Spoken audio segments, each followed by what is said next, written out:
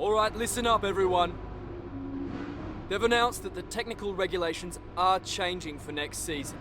Now there's a risk a lot of our hard work could be undone if we're not careful, so let's figure out how to mitigate this. Drivers, take a look at the developments we have and let us know what you want to invest in protecting. Alright everyone, let's get on top of this.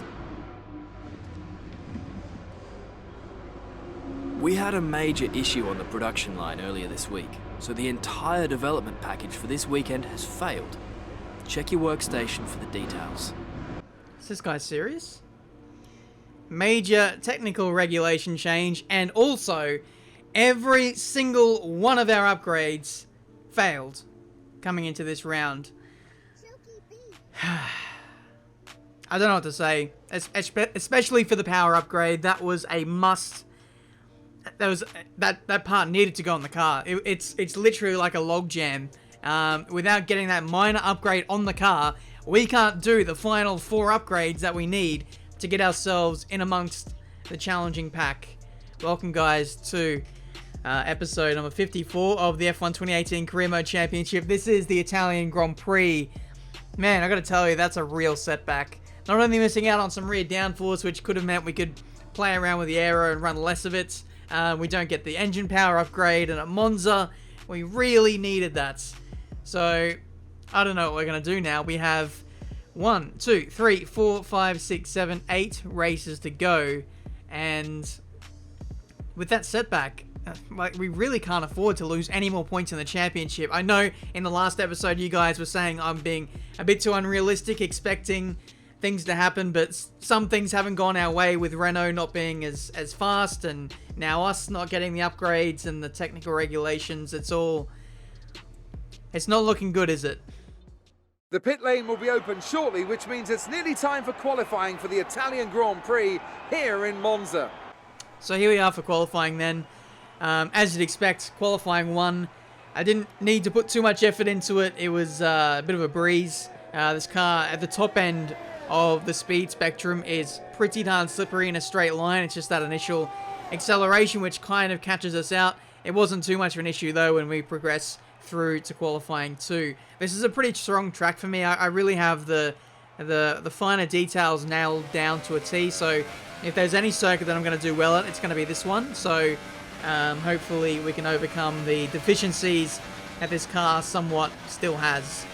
But yeah, I mean, as you can tell by the title, this is a must-win race. Honestly, if we don't win the race today, then I'm willing to say that is championship over. It might already even be championship over. I'm not spoiling the video for you guys. I feel like maybe with those upgrades not going on the car, that could be it for us. That could be curtains, and we haven't even seen this race play out yet. It is it's a mountain that we're trying to climb here to try and get in the fight and defend our title. But it's looking ever difficult as each race weekend goes on.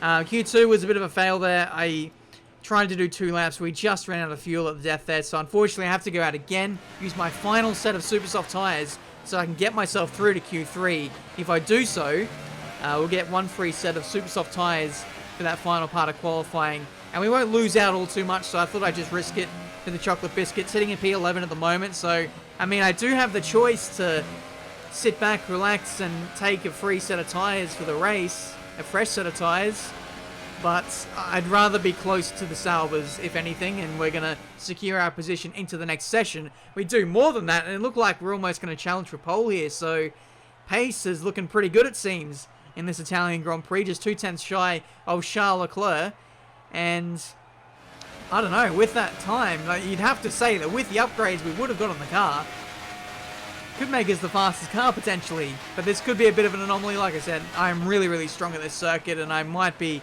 making up the difference more so than what the car is in this race weekend. Here we are for qualifying 3. This is the final lap of the session.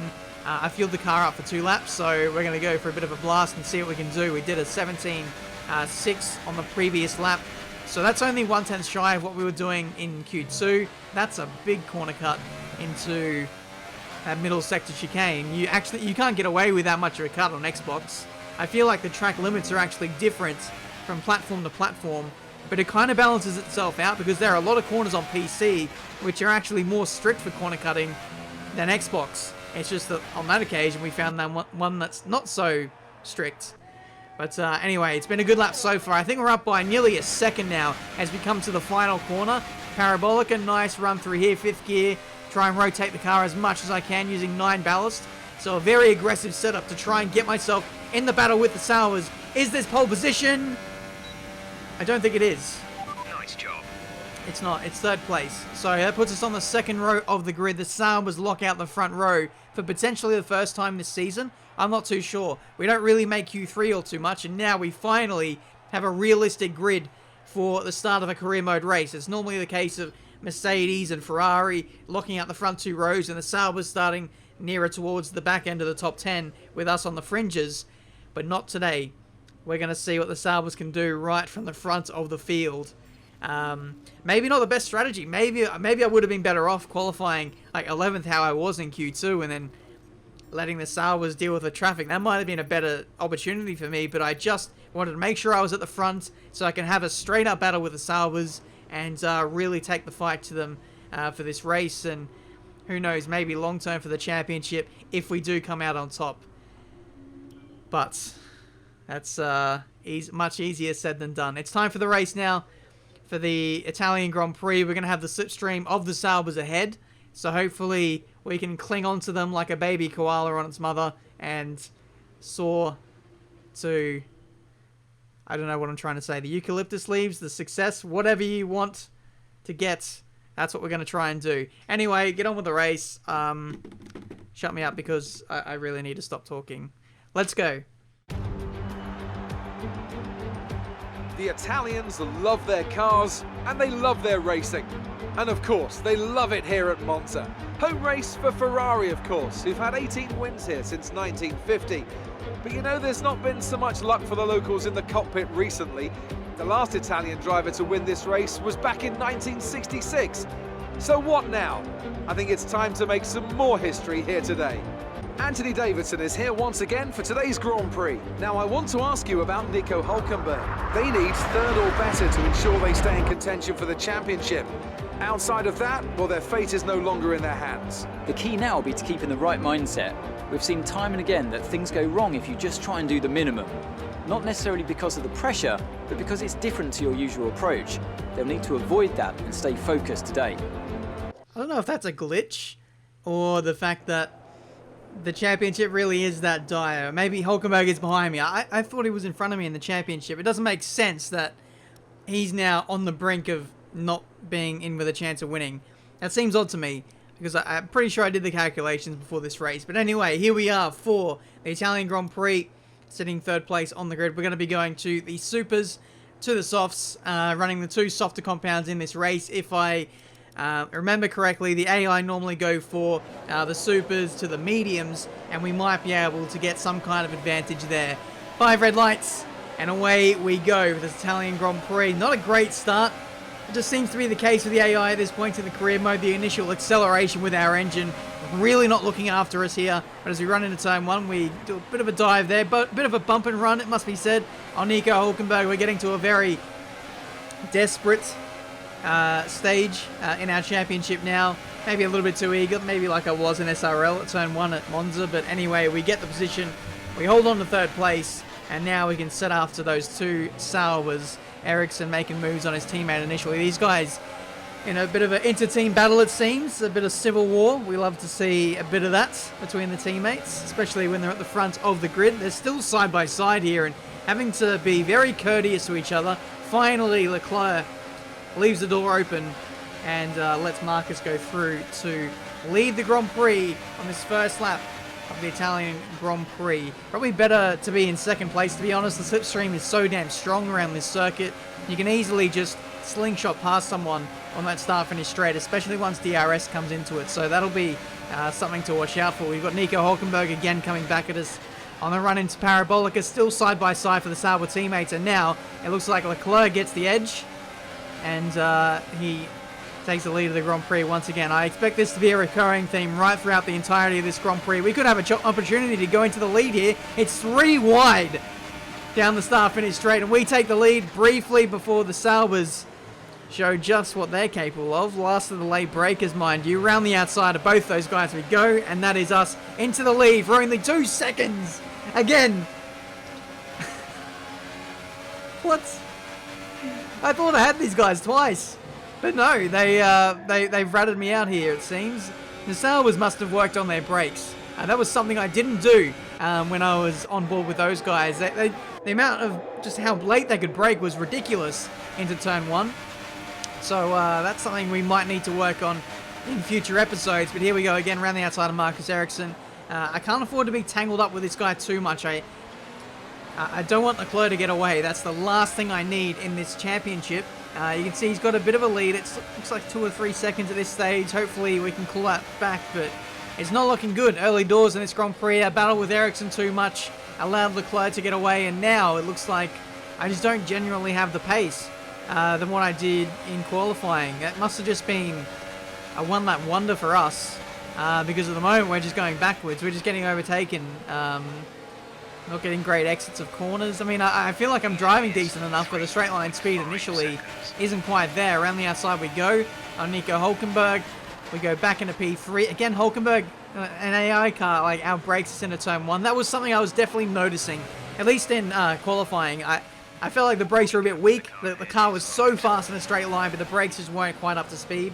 With that, I'm very familiar with this circuit. I did AOR here like a week or 2 ago, so I'm very, very used to the flow of this circuit. But I did note that I could brake so much later in online version of this game. He goes Hamilton on the inside of me, and Hulkenberg as well for good measure. Basically barges him out the way and takes P3. That's absolutely mad. The AI are on steroids today. I promise you I have not modded this game. The only thing I have is my helmet and my livery. Like, I've not done any other mods to the AI or performance or anything. It's a bone stock game. But we're seeing some really ballsy moves from the AI today. Again, we go around the outside of Hamilton. He's a bit of a fish out of water here. He's got the slowest car out of any of us. He's just got to the lead through sheer bravery, slipstream, DRS. There's a bit of a lottery here at this circuit, so that's why I was hoping to win this race, to cling on to the back of those Salva koalas and win this race. But it's not gone that way. It must be said. We're going to have to pray like hell that everyone goes on to the mediums in the second half of the race and we can storm through in our softs and really make an impact. But now we follow through on Hulkenberg. And my PC has crashed. You can run side by side into the Rettifilio, but don't brake too late on these cold tyres or you will hit someone. I feel like hitting someone right now. Do not stand in my way. Do not give me one more piece of bad news or I will literally flip out. So we had to restart the race. This was like one of those rare occasions where I didn't mid-session save the race. I normally do that after the first stint. We almost got to the end of the first stint and that's when the crash happened, obviously. So I did a restart. Basically, the same thing happened again, except this time Ericsson was a little bit closer to Leclerc and now he's challenging him again. So these guys are having an all-out war for first place. Hulkenberg is P3, as he was before the crash, and I'm in P4, so it's exactly how it was. Except the two Salvas are a little bit closer together, so hopefully Ericsson can get the win, but I really don't know. Ericsson just doesn't have that raw potential, that speed that Leclerc does, so it's going to be awfully tough to keep this race alive beyond this race. Race alive beyond this race. This championship alive beyond this race. Okay. We've made it past where we were this time in the previous attempts. We're on to lap 9 now. We're going to be pitting at the end of lap 10 for a set of soft compound tyres. We're at that stage now. We're going for an undercut on some other cars. I think Leclerc has stayed out an extra lap. Ericsson and Hulkenberg have dived it in on this lap as well. And we're going to go onto the soft compound tyres, whereas everyone else is going onto mediums. Because either A, they don't have the knowledge of the circuit and the tyres to know that the softs can go this far, or they don't have the tyre saving upgrades that we do. So gives us a pretty sizable advantage as we head on to the second half of this race. A few more people diving in, including Van Dorn. I think one of the other Renaults dived it in. Leclerc still hasn't stopped yet, which is interesting. Ericsson has come in and he's put on softs too. Well, Okay, that rules out any chance of me winning this race now. I'm almost positive that we won't win this race. Hulkenberg is now coming back at Ericsson for second place, and Leclerc rejoins the circuit on soft compound tyres. That was the one thing. That was the one thing I had up my sleeve to try and chase down these leaders and win this race, just on better car pace, better tyres. But the Saubers, they've used my tyre data from previous seasons. They know exactly how far these tyres can go, as well as having the tyre upgrades, that they can do this strategy that I'm doing.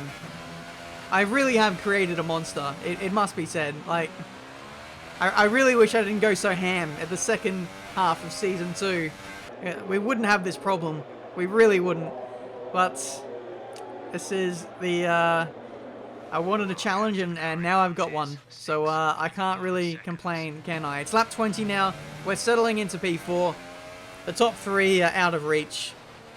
If anything, we're actually starting to fall into the clutches of Carlos Sainz. We're pretty much matching him for pace, but as the stint goes on, his tyres are wearing out less and less versus me. And I'd imagine that by the time we get to the end of the race, he might be faster than me, so that might be something we'll have to watch out for. We had a brief virtual safety car, allowed me to save a little bit of fuel, a tiny bit of ERS, but, you know, in general, I wasn't really struggling with fuel, it wasn't really going down a whole load, and ERS, I could never drain the battery below 30%. The amount that we were recovering in these heavy braking zones was incredible. We never got low in terms of the battery. So at least we had that in our favour. I wish online was somewhat like this in terms of the ERS potential, but I'll digress. It's the penultimate lap of the Grand Prix. Sainz, as I predicted, has now caught me. Just those mediums phasing in quite well. He got into the slipstream, and then he really leapfrogged onto the back of me here, and being in that Renault, which is like still a lot faster than me on paper, gets past us with ease. But we're heading on to the last lap now. I'm going to have DRS on this run onto the back straight for the final, or the start-finish straight for the final time. I have an opportunity to go up the inside there, but it's not the most smartest thing to do. We'll wait for the DRS and slipstream, and we'll get the job done into turn 1. Then it's a case of just trying to hold on for the rest of the lap. So here we go. DRS is open. We saw past him in a straight line. So it's a non-issue when we're behind someone, but when we're the leading car punching the hole in the air, that's when the issues arise. Like, we just don't accelerate all too well. So we're going to stay on board for the rest of this lap, show you guys what the strengths and weaknesses are versus the Renault. Basically, the run out of the two Lesmos is where I'm pretty weak, and then the run out of Ascari, I'm also not the greatest. But through here, through the chicanes, I feel really good. I hit the apexes really nicely, and I stretch out the gap as well. Obviously, the soft compound tyres doing bits for me at this stage. But yeah, just his tyres phasing in well. It's not even like my tyres are wearing out. They're still at a good level. I think they're at like 50%, so there's still a lot of life in them. It's just that his tyres just a bit naturally fresher. But here he goes around the outside, heading into Ascari. I think he might get me here. No, he doesn't. He locks up the front tyres, and he's in the gravel trap on the last lap of this Grand Prix. Charles Leclerc wins the Grand Prix, all the while setting the fastest lap as well in the process, and that is championship over for me. But here he goes around the outside. I didn't touch him. Just thought I'd clarify that, because there probably would be a few angry comments. I had no influence on his crash there. Leclerc wins. I think with that, our chances of winning the title today are now over. Ericsson P2, Hulkenberg third. So at least, I mean, Hulkenberg gets to keep his championship alive, even if it wasn't a glitch. But for us, it's all over.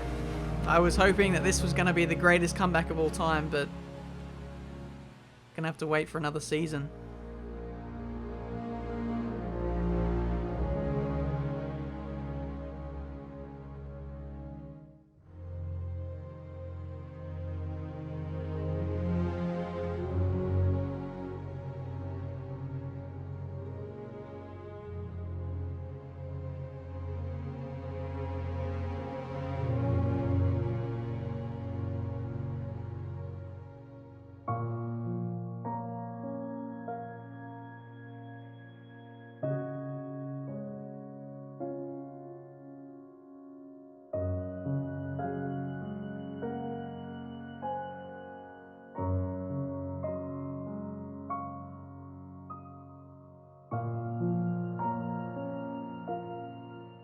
So that is the end of the Italian Grand Prix. I think the music and just the way that I pulled into the pit lane just perfectly illustrates how I was feeling after that race. I had such high hopes for this season.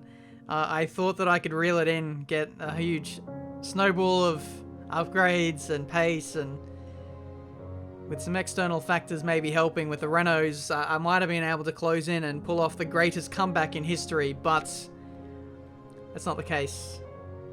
I was, counting on this game being super easy to bring me back in it, but that's not the case. The gap is over 150 points. We're still in the championship hunt mathematically, but when you think about it realistically, there's no way we can come back from this point.